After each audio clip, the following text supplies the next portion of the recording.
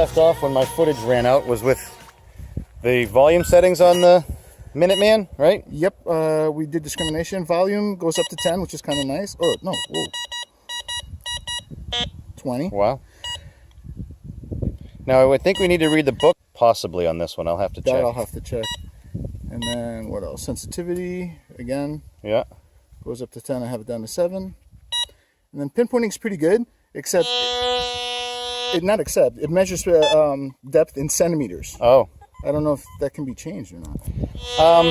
Being that these are preliminary machines designed for test and review purposes, this may still be set to the Euro standard because this is the Ameritek Pro. Yeah. They may have a firmware adjustment to make it measure in inches for the Minuteman version. But what we've got is, I mean, if you peel that sticker off, it says Ameritek underneath there.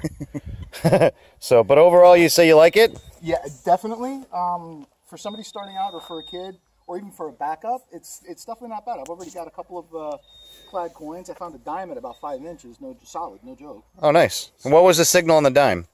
81. Okay, so it's consistent with most machines. And it's light? Feather light. Yeah. I don't think this is pushing more. That was a pretty cool trick there you did. Wow. I didn't know you did freestyle. Oh, I can break it down anytime. Now the Patriot with repeat. How we doing? This is going good. I really like this machine. It's very light.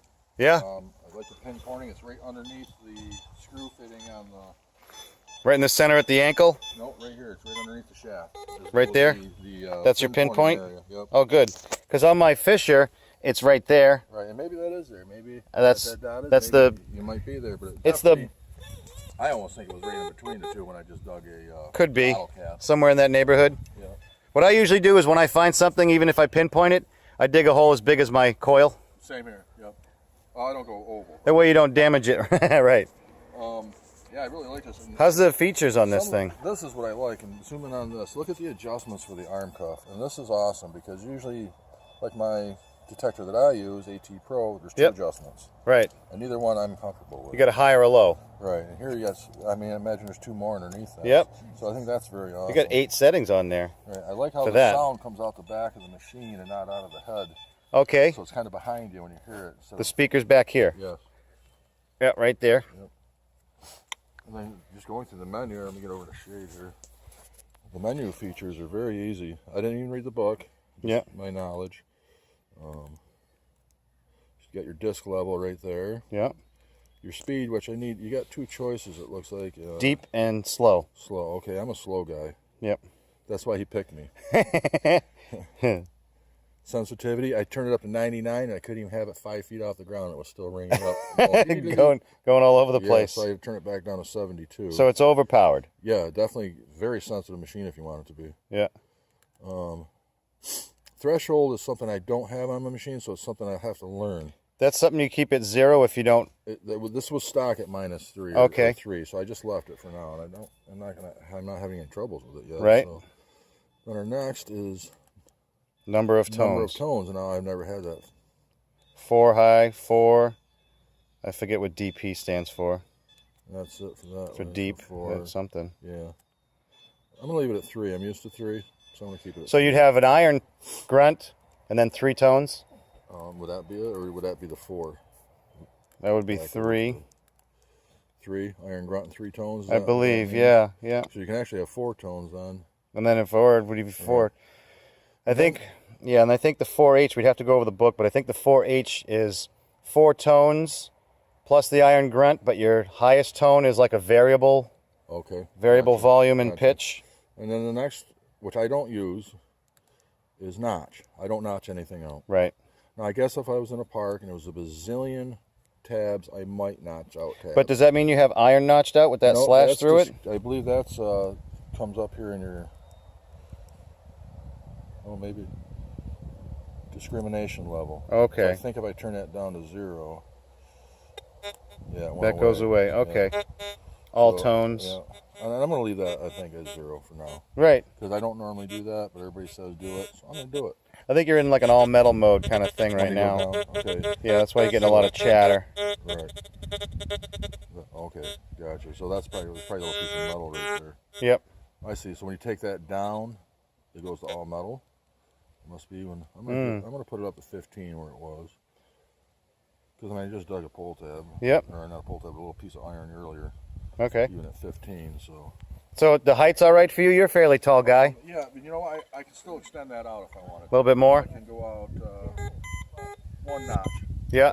I'm 6 foot tall, and I do have long arms. And the balance feels good? Oh yeah, I mean I could walk around with my finger like this. It's so light that it's half of my AT Pro. Nice. Damn near it.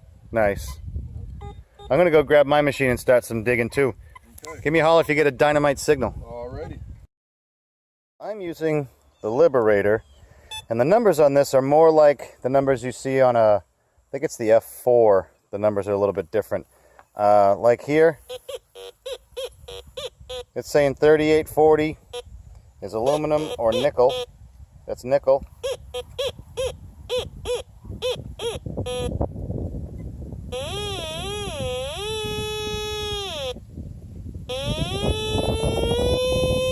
Right there. Let's see if it's like a nickel. Most detectors, sometimes a nickel is a pull tab. Numbers seem to be quite a bit different on this machine than most machines. 67, 68, saying dime, pinpoint.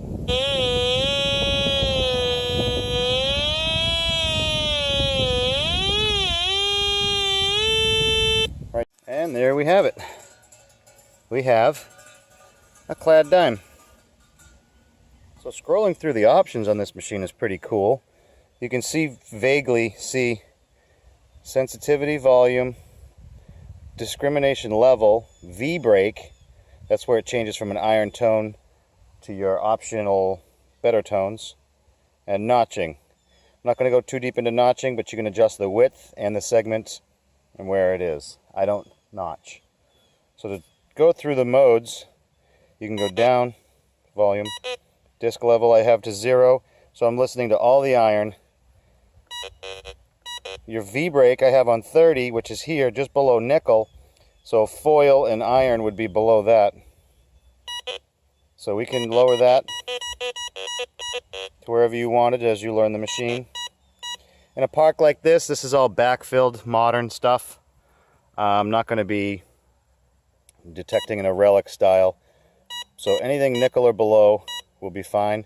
See how nickel disappeared? Now it's back. 29, it's saying anything over 29 to whatever's in that range is going to be nickel. Again, just having volume control is really cool. Very light machine.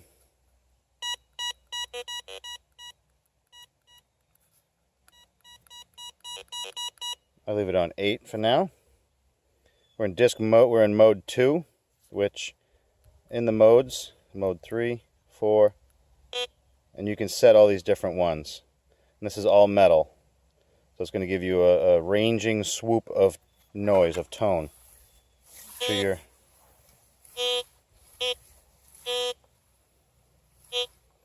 Okay, so that's your all metal. We're going to stay in, that's coin mode, obviously. We're going to stay in A all metal. It's going to be a little bit deeper, and only that's notched out. Maybe not. Let's try 2 is the one I just programmed. So if you go into 3 and program it, 4 and program it, you can have different modes that you need.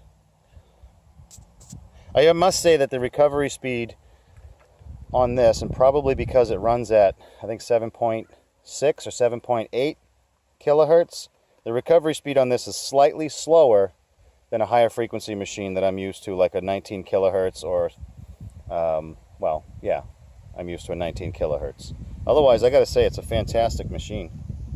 For the price point too, I think these are $2.99 with free shipping if you use my code A1477. Right. So the Liberator was pretty good to me. You got to learn the numbers all over again, but Once you know it, it's pretty accurate. You had which one? The Patriot. How'd you like it? I would buy that machine for a secondary machine in a heartbeat. Yeah. Actually, a primary machine. You like I it? have one. Yep. Right. Yep. Lightweight. A couple extra features I don't have. Yep. Accurate. When whatever I dug, it said it was what it was. It was balls on. Yep. It is not completely submersibly waterproof, which your AT Pro is. Right. Yeah. I don't do a lot of water. No. I mainly got that for heavy rain and Yep. being out in the weather. Yep. You, sir? Yes, I had the Minuteman. What'd you think? I really liked the machine. I was really impressed. For, I don't want to call it a low-end machine, but a starter or a basic entry-level machine, it's as good a coin shooter as I've used. Yeah. With any machine. Corn shooter? Definitely a coin shooter. Oh. I'd probably rate it a little bit better than the Ace 250. Oh, wow. Probably comparable to the 350. Oh, nice. In my opinion. Cool. Where you going, Zoe? How much that machine cost, Jay? What are you talking about? The retail price on the Minuteman is $199. Yeah, totally worth it. The Liberator right here is $299 retail, and the Patriot that he has is $399. But there is discounts available with my code. We'll get to that later. But all right, thanks for playing. Yeah, Mother Conway. Now